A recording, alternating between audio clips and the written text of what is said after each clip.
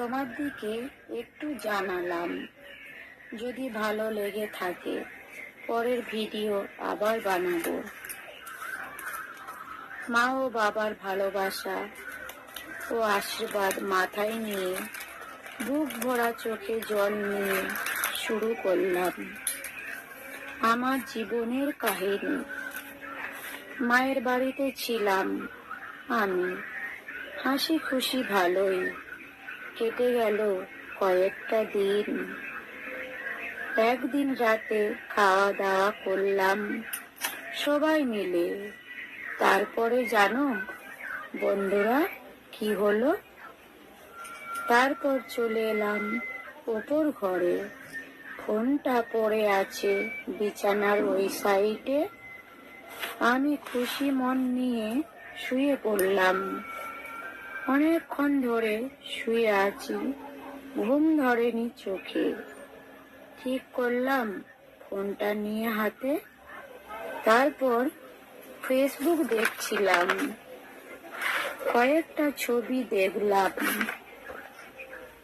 তারপর ছবিটা দেখতে গিয়ে দেখলাম আমি অনেকক্ষণ ধরে চিন্তা করলাম। দেখতে দেখতে চিন্তা করলাম, দেখতে দেখতে ওই বয়ফ্রেন্ড যদি হতো তাহলে আমার খুব মনটা খুশি হতো। তারপর চিন্তা করলাম অনেকক্ষণ ধরে। তারপরে দেখি পাখি ডাকছে ভোরে। উঠে পড়লাম তাড়াতাড়ি, কিছু ঘরের কাজ করে ফেললাম তাড়াতাড়ি।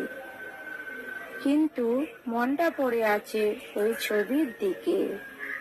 তবুও করলাম স্নান, দুমুঠো মুখে দিয়ে চলে এলাম উপর ঘরে।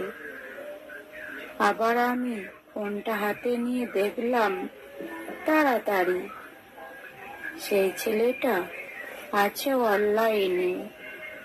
ঝটপট করে মেসেঞ্জারে গিয়ে দিলাম একটা হাই লিখে।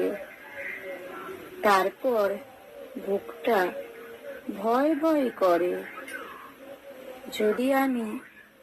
যদি আমায় গালাগালি পারে। তারপর কেটে গেল কয়েকটা দিন। আমি রেগে গিয়ে ওই ছেলেটা